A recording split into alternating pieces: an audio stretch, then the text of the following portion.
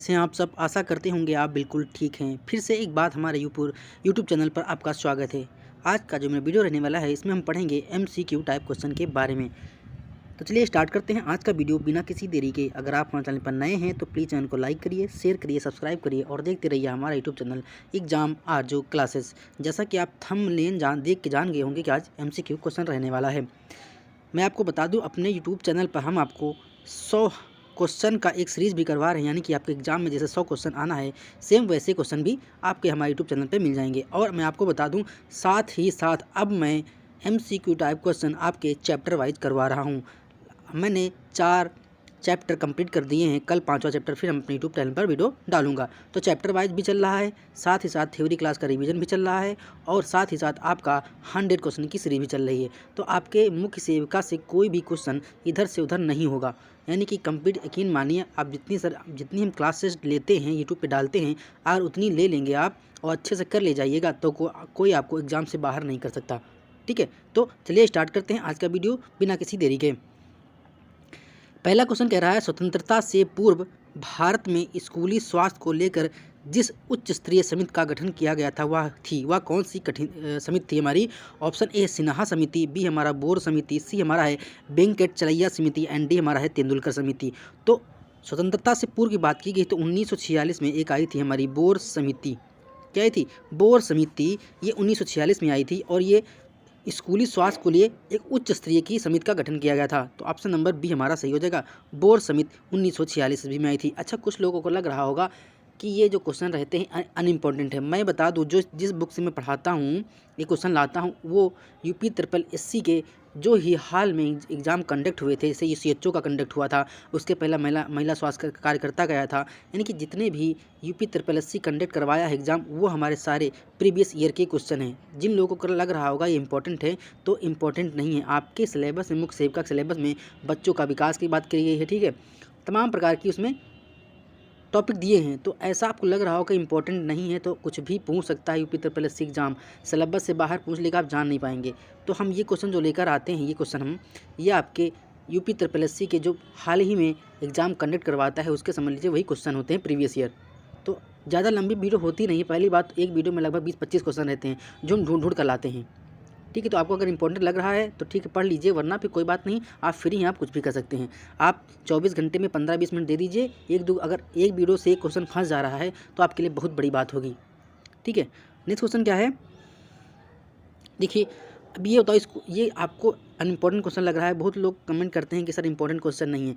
अरे आपको पता है कौन सा इंपॉर्टेंट है? अगर आपको पता होता क्वेश्चन कौन सा इंपॉर्टेंट है नहीं है तो आप आयोग में बैठे होते, यहाँ पढ़ नहीं रहे होते। ठीक है, अब इसमें लिखा है सेकंड नंबर क्वेश्चन कह रहा है स्कूलों में स्वास्थ्य को बढ़ावा देने के लिए क्या आवश्यक है। भाई ऐसे आपके बच्चों का विकास है आपके मुख्य सेविका सिलेबस में, तो उसमें कुछ भी हो सकता है, शिक्षा भी हो सकती है, स्वास्थ्य भी हो सकता है, यानी कि बच्चे से रिलेटेड कुछ भी क्वेश्चन बन सकता है। इसमें पूछा गया है स्कूलों में स्वास्थ्य को बढ़ावा देने के लिए क्या आवश्यक है। ऑप्शन ए है योग, बी है शारीरिक शिक्षा, सी हमारा परामर्श एवं सेवाएं एंड डी हमारा उपयुक्त सभी। तो इस क्वेश्चन का आंसर होगा उपयुक्त सभी, क्योंकि जो छोटे बच्चे होते हैं उनको स्वास्थ्य को बढ़ावा देने के लिए आप उनको योग करवाएंगे तो निरोग रहेंगे, उनकी सारी शिक्षा देंगे, बताएंगे कि गंदा रहने से क्या होता है। ठीक है, तो तमाम प्रकार की जो चीज़ें होती हैं उनको बताएंगे, तो हमारा ऑप्शन नंबर डी सही हो जाएगा। Option number D is the right answer. इस क्वेश्चन को थोड़ा हम जूम इन करते हैं, देखते हैं क्वेश्चन को, क्योंकि 2 पेजों पे है। अब देखिए थोड़ा हम अब कर रहे हैं। 1960 में स्कूल पर स्वास्थ्य गठित रेणुका राय समिति के सरकार के समक्ष अनुशंसा प्रकट की थी। वो क्या क्या अनुशंसा हैं? ऑप्शन नंबर ए है स्कूल स्वास्थ्य को प्राथमिक शिक्षा प्रणाली में लागू किया जाना चाहिए। दूसरा था हमारा स्कूल स्वास्थ्य को माध्यमिक शिक्षा प्रणाली में लागू किया जाना चाहिए। तीसरी थी हमारी स्कूल स्वास्थ्य को उच्च माध्यमिक शिक्षा प्रणाली में लागू किया जाना चाहिए। ऑप्शन नंबर डी उपयुक्त सभी। तो जो हमारी रेणुका राय समिति थी उसमें तीनों टॉपिक हमारे थे, यानी कि तीनों बातें कही गई थी। तो यहाँ पर जो राइट आंसर होगा वो ऑप्शन नंबर डी सही हो जाएगा, उपयुक्त सभी।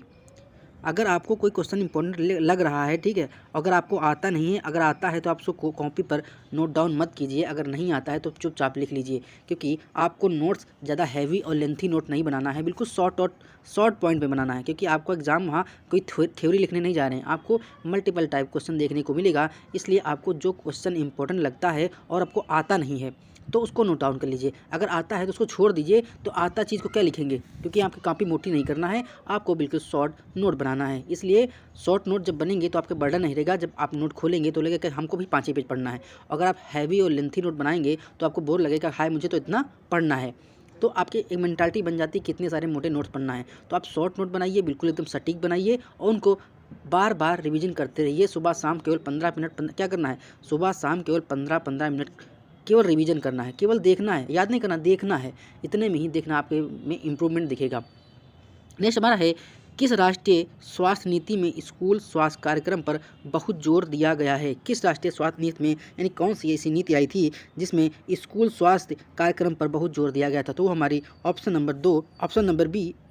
नंबर ए 2002 में आई थी हमारी राष्ट्रीय स्वास्थ्य नीति, जिसमें स्वास्थ्य कार्यक्रम पर बहुत जोर दिया गया था। तो ऑप्शन नंबर इसका ए सही हो जाएगा। नेक्स्ट क्वेश्चन क्या कह रहा है, स्वच्छ भारत स्वच्छ विद्यालय अभियान के लिए भारत सरकार का एक मजबूत सहायक है। यानी कि एक अभियान चला था स्वच्छ भारत और स्वच्छ विद्यालय, और इस अभियान में भारत सरकार का कौन सा ऐसा चीज़ था जो बहुत ही महत्वपूर्ण साबित हुआ, उसने चढ़ के अपना साथ दिया, मतलब आके साथ दिया था। तो वो हमारा option number B UNICEF UNICEF था, यूनिसेफ ने भारत के स्वच्छ भारत और स्वच्छ विद्यालय कार्यक्रम में अपना योगदान दिया था, यूनिसेफ। अच्छा, यूनिसेफ क्या होता है? यूनिसेफ जो होता है, विश्व भर में जो छोटे बच्चे होते हैं, ठीक है, उनके स्वास्थ्य और उनके कल्याण के लिए एक कार्यकारी संस्था है यूनिसेफ, जो छोटे बच्चों के स्वास्थ्य और कल्याण की बात करता है। आप लोग कमेंट बॉक्स में छाप दीजिएगा कि यूनिसेफ का स्थापना दिवस है, यानी कि जो यूनिसेफ है वो कब बना था, उसका संगठन कब हुआ था। तो ऑप्शन नंबर, इस क्वेश्चन का आंसर नंबर बी हो जाएगा। और यूनिसेफ का स्थापना वर्ष क्या था? तो ऑप्शन यहाँ पर ऑप्शन नंबर बी सही हो जाएगा। और कमेंट बॉक्स में बताइएगा यूनिसेफ की स्थापना कब हुई थी, ठीक है। नेक्स्ट क्वेश्चन क्या है, स्वास्थ्यप्रद विद्यालयी वातावरण के अंतर्गत कौन सा वातावरण आता है? स्वास्थ्यप्रद विद्यालयी वातावरण यानी कि ऐसा वातावरण जो हमारे स्वास्थ्य के लिए लाभदायक हो, उसे हम स्वास्थ्यप्रद की संज्ञा देते हैं। तो कौन सा वातावरण आता है? ऑप्शन नंबर ए है भौतिक व सामाजिक, बी हमारा है संवेगात्मक या भावात्मक, सी है ए व बी दोनों, एंड डी हमारा उपरोक्त में से कोई नहीं। तो जो हमारा स्वास्थ्यप्रद विद्यालय होता है उसमें भौतिक और संवेगात्मक या भावात्मक विकास देखने को मिलता है बच्चे के अंदर। तो यहाँ पर जो राइट आंसर होगा वो ऑप्शन नंबर सी ए व बी दोनों हो जाएगा, ए व बी दोनों हो जाएगा। अच्छा, कुछ लोग ऐसे हैं जो मुख्य सेविका का फॉर्म डाले हैं लेकिन पढ़ने का टाइम नहीं पाते हैं। तो मैं आप उनसे बता दूं कि अगर कहीं ऑफिस जा रहे हैं तो रास्ते में ईयरफोन लगा लीजिए और सुनते रहिए, केवल क्वेश्चन को सुनते रहिए। कहीं ना कहीं 24 घंटे में आप मुश्किल से 4 घंटे निकाल लीजिए मुख्य सेविका के लिए, आपका एग्जाम सेफ्टी के साथ निकल जाएगा। 24 घंटे में 4 घंटे आप निकाल के अच्छे से पढ़ लीजिए, देखिएगा कितना इंप्रूवमेंट देखने को मिलेगा आपके में। आपका जो मोटिवेशन होगा वो बढ़ जाएगा। नेक्स्ट है, स्वास्थ्यप्रद विद्यालय भौतिक वातावरण को प्रभावित करने वाले मुख्य तत्वों में शामिल नहीं है। क्वेश्चन पूरा पढ़ना है। ऑप्शन नंबर ए है विद्यालय भवन स्थान व स्थिति, बिल्कुल सही होता है। अध्यापक का स्वास्थ्य, गलत।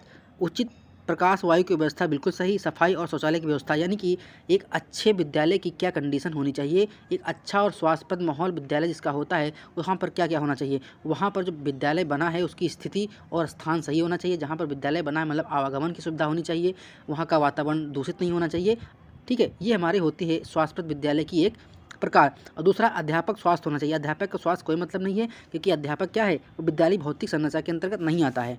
उचित प्रकाश व्यवस्था, यानी कि जहाँ विद्यालय बना है वहाँ उचित प्रकाश की व्यवस्था होनी चाहिए, अच्छा वहाँ का वातावरण होना चाहिए, वायु की भी अच्छी गुणवत्ता होनी चाहिए, और सफाई और शौचालय की सुविधा होनी चाहिए। कहने का मतलब जहाँ पर स्कूल बना है वहाँ पर सफाई और शौचालय की संपूर्ण व्यवस्था होनी चाहिए। तो ऑप्शन नंबर डी पूछा है, यहाँ पर नहीं पूछा है, तो ऑप्शन नंबर बी सही हो जाएगा। अध्यापक का स्वास्थ्य कोई मायने नहीं रखता है भौतिक वातावरण में। क्लास के अंदर अध्यापक बीमार है तो बच्चे को बीमार कर सकता है इन्फेक्शन की वजह से। यहाँ भौतिक वातावरण की बात की गई है, फिजिकल एटमॉस्फेयर की। क्वेश्चन को अच्छे से पढ़ लीजिएगा। बहुत लोग यही है, अब कुछ लोग के दिमाग में आ रहा होगा सर ये क्वेश्चन गलत कैसे हो गया।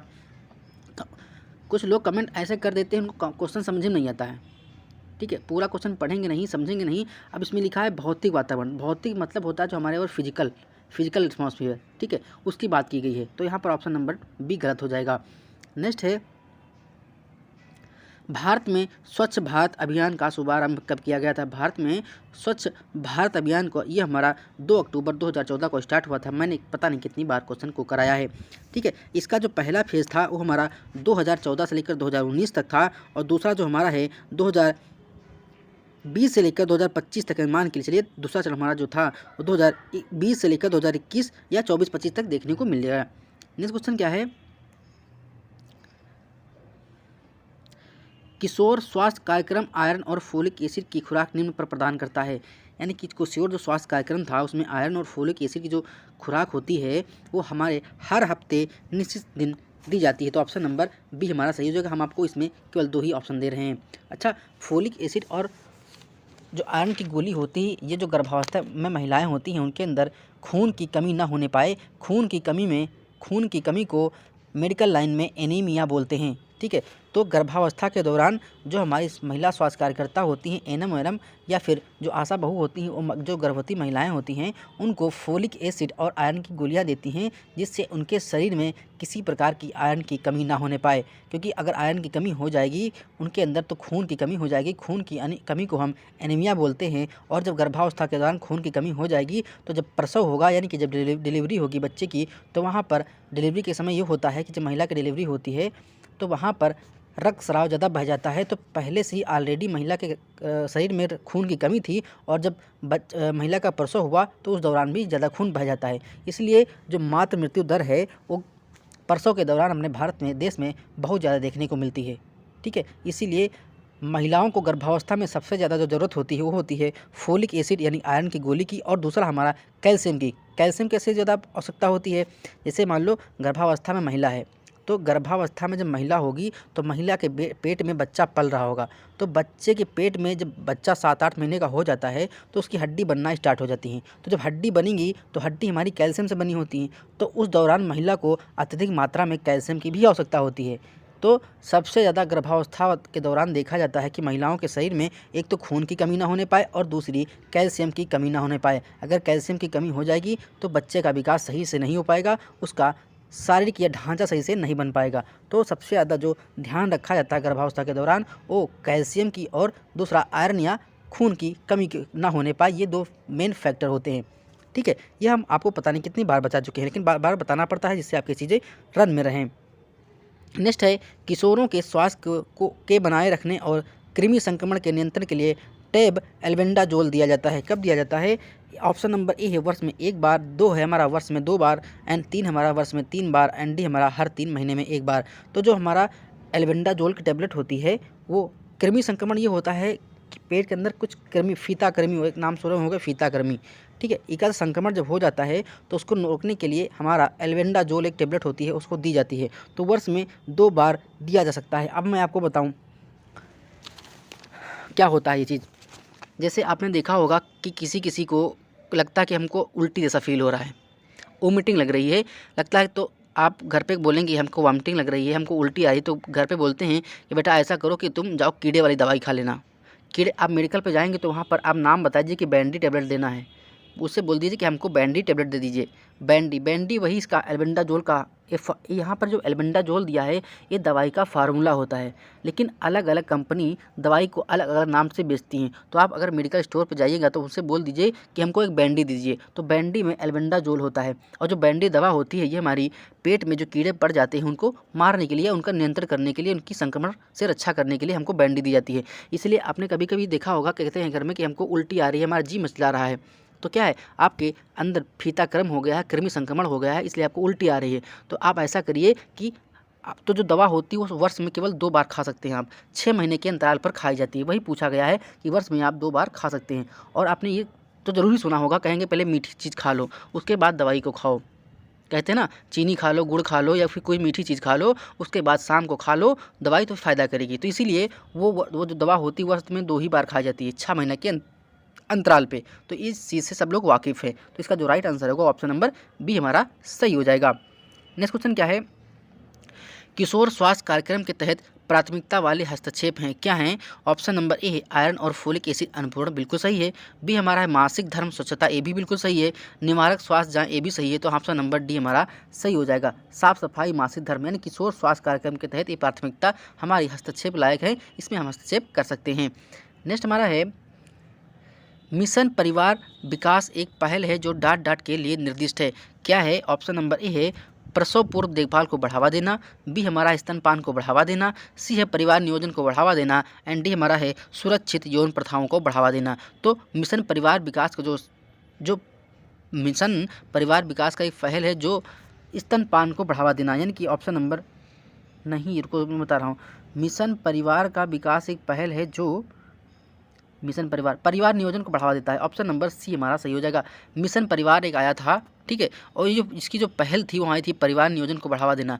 यानी कि परिवार नियोजन ये होता है कि हम परिवार को कैसे नियोजित करें, ठीक है। जैसे हमारा सामुदायिक परिवार नियोजन स्टार्ट हुआ था 1952 में, ठीक है, तो उसमें ये कहा गया था जनसंख्या नियंत्रण को कैसे आप कंट्रोल करेंगे, कैसे परिवार को नियोजित करेंगे, वही सब बारे में बताया गया। सामुदायिक परिवार नियोजन हमारा 1952 में स्टार्ट हुआ था। लेकिन इस क्वेश्चन का जो आंसर होगा वो ऑप्शन नंबर सी हमारा हो जाएगा। परिवार नियोजन को बढ़ावा देना मिशन परिवार का एक पहल था, उसके अंतर्गत ये चीज़ देखने को मिलती है। नेक्स्ट क्वेश्चन क्या है, जिन लोगों को मैं बता दूं, जिन लोगों को पीडीएफ चाहिए तो हमारे टेलीग्राम चैनल से जुड़ सकते हैं। हम वीडियो के डिस्क्रिप्शन बॉक्स में टेलीग्राम चैनल का लिंक डाल देते हैं, आप उस पर क्लिक करके हमारे टेलीग्राम चैनल से जुड़ सकते हैं और वहां पर आपको पीडीएफ मिल जाएगी। आप पीडीएफ को डाउनलोड करके प्रिंट आउट भी करवा सकते हैं और पढ़ भी सकते हैं, ठीक है। अगर वीडियो आपको अच्छी लगती है तो प्लीज़ वीडियो को लाइक कर दीजिए करिए, शेयर करिए, सब्सक्राइब करिए और देखते रहिए करिए हमारा यूट्यूब चैनल। नेक्स्ट हमारा क्वेश्चन नंबर 13 क्या कह रहा है, राष्ट्रीय किशोर स्वास्थ्य कार्यक्रम किस वर्ष शुरू किया गया था। राष्ट्रीय किशोर स्वास्थ्य कार्यक्रम किस वर्ष शुरू किया गया था। ऑप्शन नंबर ए है 2014, बी हमारा है 2008, सी हमारा है 2012 एंड डी हमारा है 2010। तो मैं आपको बता दूं, जिस साल भारत में स्वच्छ भारत अभियान स्टार्ट हुआ था उसी साल हमारा राष्ट्रीय किशोर स्वास्थ्य कार्यक्रम भी स्टार्ट हुआ था। तो ये हमारा ऑप्शन नंबर ए 2014 में स्टार्ट हुआ था। तो ऑप्शन नंबर इसका ए सही हो जाएगा। राष्ट्रीय किशोर स्वास्थ्य कार्यक्रम 2014 में स्टार्ट हुआ था। आशा है आपसे कि वीडियो अच्छी लगी होगी। मिलते हैं नेक्स्ट वीडियो में। अगर आपको अच्छी लगती है तो प्लीज़ वीडियो को लाइक करिए, शेयर करिए, सब्सक्राइब करिए और देखते रहिए हमारा यूट्यूब चैनल एग्जाम आरजू क्लासेस। आपका दिन शुभ हो, मंगलमय हो। धन्यवाद, शुक्रिया।